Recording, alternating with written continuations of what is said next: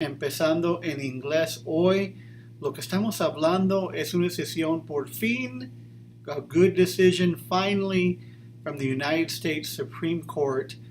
Very excited to finally see something positive come in, and that's what we'll be talking about today. So much negativity recently, but let's get something good out there. And what am I talking about? Here we go. We have the decision from the U.S. Supreme Court today. Supreme Court says Biden can end Trump era, remain in Mexico immigration policy. Ding, ding, ding, ding, ding. Big victory here for the Biden administration, coming on a 5-4 decision from the U.S. Supreme Court. And if you ever want to read Supreme Court case for yourself, all you got to do, let me show you how to do that. You go to supremecourt.gov. This is the website right here, supremecourt.gov. You click on Opinions of the Court, or if you're up here, you click on Opinions, go to Opinions of the Court, and then you scroll on down, right? And then these are the most recent cases. Sometimes big days, and a lot of Supreme Court followers, they'll be hitting refresh on this page. Refresh, refresh, refresh, waiting for the case to be released. Here's the case we're talking about today, Biden v. Texas. You click on it, bam, it opens up right over here. This is what it looks like on the webpage of the U.S. Supreme Court. So this case had to do with January 2019, the Trump administration announcing they're going to go forward with what they called the Migrant Protection Protocols, more commonly known now as MPP, or the Remain in Mexico program. And what that was them taking a certain amount of people who were coming across the border, and instead of putting them in detention centers, instead of releasing them to family or friends here in the United States, they were saying, you have to go back to Mexico and wait for your court hearing there. You have to go get robbed, you have to go get beaten, you have to go get raped in order to try to flee the violence and persecution that you're seeing in your country of origin, right? The Biden administration came in and on his first day in office really said, you know what? We're not going to have any of that. We don't like the program, and ordered Secretary Mayorkas to investigate doing away with the MPP program, right? Biden administration announced that it would suspend the program, and on June 1, 2021, about a year out, right, the Secretary of Homeland Security finally issued the memorandum officially terminating. So it was a big success that day. Everybody was very happy over a year ago, saying, great, Biden finally, you took office and you said this was going to happen. Finally, here we are, June 2021. It's actually going to happen. Well, the states of Texas and Missouri didn't like that too much.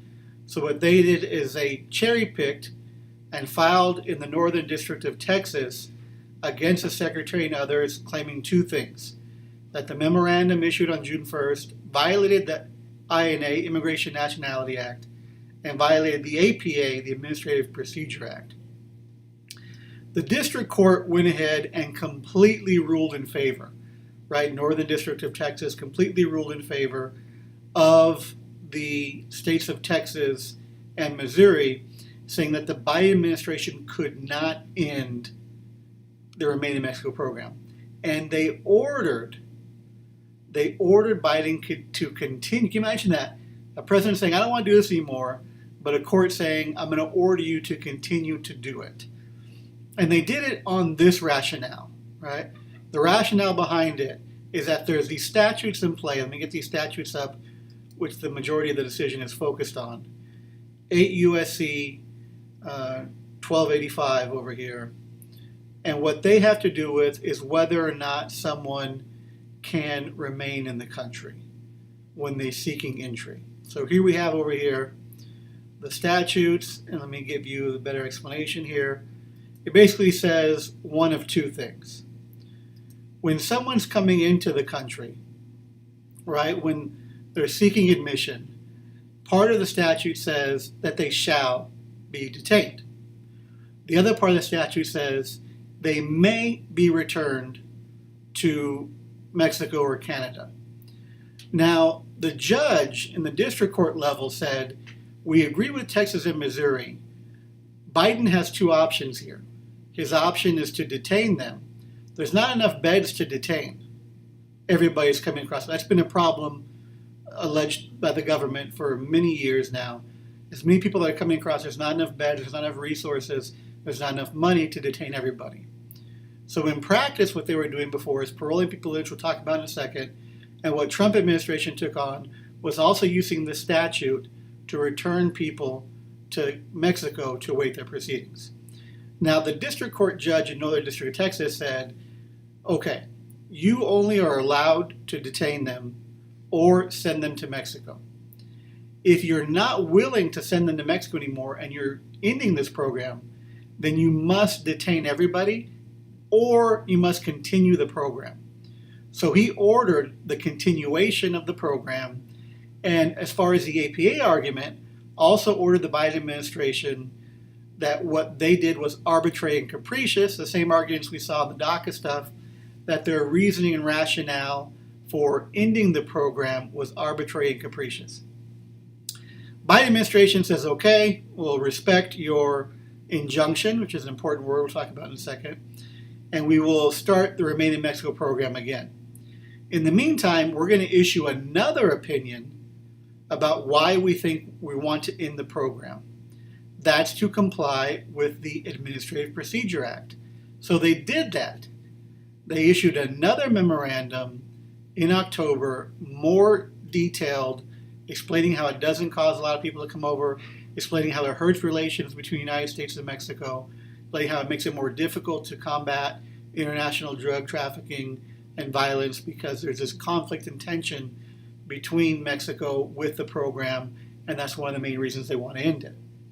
The Court of Appeals completely agrees with the district court judge. The Court of Appeals says, we agree with you, district court judge, if the Biden administration is not going to detain people, then they need to continue to use the ability to send people out of the country while they're waiting their proceedings. Up comes the United States Supreme Court in today's decision, 5-4 decision, and what do they say about that? They say the problem is that the statute does not say anything like that. That's about the biggest slap in the face that you can get if you are a Court of Appeals judge or a district court judge. You have the United States Supreme Court saying the problem with your argument, and Texas and Missouri, is that the statute does not say anything like that. You're basically being a judge who's making things up, who's making policy instead of interpreting the law. The reasoning behind it is because there's this word may, that the president may send people to Mexico if they so choose in their own discretion. Biden administration was exercising their statutory right in saying, I don't want to use my discretion to do that. So the Supreme Court says, judges, lower court, you can't issue an order saying that he must do that.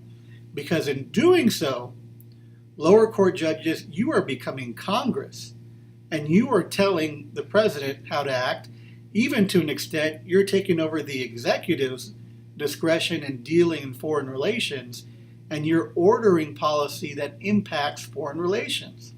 So these judges were going way beyond their scope of interpreting statutes as they are written, and they were being what some would call activist judges here in taking away the power of President Biden, taking away our power because we elected Biden to implement and change many of the policies that the Trump administration put against our community, and this was one of the main ones. So thankfully today we get a great decision from the U.S. Supreme Court, 5-4, that says the president does have authority to end the Remain in Mexico program, and slapping the lower court judges, telling them that you are just making stuff up. Your job is to interpret the statute. That's not what you're doing. Now, is it over? Not necessarily. The injunctions have been lifted. The case is now being sent back. My pleasure, my bad. Thanks for tuning in. Appreciate it. Do as best as I can. As soon as it comes off the press, that's what I do. I go, I print it out, right? I highlight what I think is important. I write down what I think is important. And I go through the entire decision and say, all right, what does the community need to know? about this decision, how could it impact us in the future. So hopefully people enjoy it. And if you like it, feel free to comment, share, do the like, the heart, whatever your heart's content, and also subscribe if you're watching on the YouTube. Right? So the case is getting remanded. The district court and the Court of Appeals decision gets vacated, which means the order to Biden to stop doing it gets erased. So now Biden can stop doing it, but in the meantime, the case gets sent back to the district court again with very specific instructions again to the district court. You shall never again in the future issue an injunction on these statutes related to the INA. They could do so after they have the full trial, which they did in this case. They had a one-day trial. They can issue an order after that. But before the trial, they can no longer issue injunctions on a nationwide basis related to these statutes. But they say that they want, right? Let me read this part to you here. DHS must reasonably explain why parole provides a significant public benefit. And this part makes me a little bit nervous because what we had before Remain in Mexico was such a big deal, everybody was talking about it left and right, is we had people either being detained or either being paroled in. A vast majority of folks were getting paroled in. This decision seems to give a little bit of leeway to states of Texas, Missouri, to go back in front of the same judge that's very friendly to them and say, hey, when they're paroling people in, the government is violating the statute because they're only supposed to parole people in if on a case-by-case basis they point out the significant public benefit. So a great victory today. I'll say it again, a great victory today. Biden administration gets back their power to actually implement their immigration policy and do away with some of Trump's bad immigration policies. But something to look out for in the future. We could get another negative decision going forward on the amount of people that are getting paroled into the country instead of being held in detention centers. The part that I don't like, right, that they write here in the concurrence, the larger policy story behind this case is a multi-decade inability of the political branches to provide DHS with sufficient facilities to detain non-citizens who seek to enter the United States pending their immigration proceedings. I was reading that with excitement. I was like, oh yeah, she's going to tell them. She's going to tell them we need immigration reform. And instead of saying we need immigration reform, we need to overhaul our ancient immigration statutes that no longer fit with the global economy and the global world that we live in. They say you don't have enough money and you haven't given enough money to detain people. Like, oh. So there's a little dagger in there, a little jab that they were going to throw to Congress, which normally in immigration cases they say immigration reform. But here they're essentially saying, why don't you get more money for more detention centers so more people can be held in cages? That's not the solution. That makes no sense to me whatsoever. But that's a fight for another day. Will DHS be able to withstand a challenge to that authority to parole folks in? And will that become more difficult? So in the short term of victory, always look at the cases, though, what it means for the larger implications for the war instead of the battle, so to speak. So we'll definitely keep an eye out on that one. But for today, very positive news. Saludos desde Chiapas. Mi amigo Juan, Mayan Winds Cafe, best coffee in the world. Daniel, thanks for tuning in. Appreciate it, brother. Matador, which recently I heard in Mexico City will no longer be happening. No more bullfighting in Mexico City. You guys still got to go to Madrid, I guess, for that. But I appreciate you tuning in, brother. Thanks a lot. I'm going to switch over to Español. Si tienen preguntas in English, if you have questions in English, keep dropping them down. Again, a brief summary today. The states of Texas and Missouri and the district court judge and court of appeals are the big losers, where they're informed that district court judges can no longer issue preliminary injunctions on these statutes related to immigration. And they're also told, you guys completely misread the statute and you're interpreting things that aren't even there. The best quote of the day, the problem is that the statute does not say anything like that. slap in the face to the lower court judge and the Court of Appeals. The statute says that the Biden administration may, right, they may send people to Mexico, which means they have the discretion. They cannot be ordered to do so by a district court judge or a Court of Appeals. There it is, folks. So, ¿qué tal, comunidad? Una sesión muy buena hoy del Corte Suprema. El Corte Suprema estaba en el favor de la administración de Biden que pueden parar el uso de quedar en México. El programa que agarró mucho atención en las noticias. Cuando una persona quería venir aquí a este país, el gobierno tiene dos opciones. Están diciendo los estados de Texas y Missouri que pusieron demanda en contra de Biden cuando él quería parar ese programa. Ellos dicen que usted, gobierno, tiene que detener a la persona en centro de detenciones como Eloy, como Florence, o usted debe mandarlos a México, Canadá, a esperar sus casos ahí. Eso es lo que dijo el Corte de Principio, el Corte Federal. Dijeron que estaban de acuerdo con Texas y Missouri. Ordenaron Biden a seguir con el programa, mandando gente a México a esperar sus cortes. Biden apeló. El Corte de Apelación estaba de acuerdo con el Corte de Distrito. Biden también, entre esos tiempos, puso nueva razón porque él quería terminar el programa de quedar en México, pero desafortunadamente el Corte de Apelación no pusieron mucha atención a esos argumentos que pusieron Biden.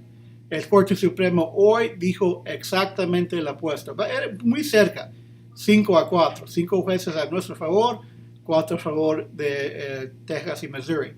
Pero el 5 dijeron que no, esos jueces no tienen el poder de poder a poner la orden que pusieron, diciendo que él tiene que hacerlo en todo nivel del país.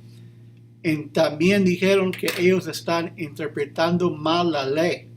Son muchas decisiones que hemos visto de inmigración del Corte Suprema, son decisiones técnicas, no van a los argumentos legales.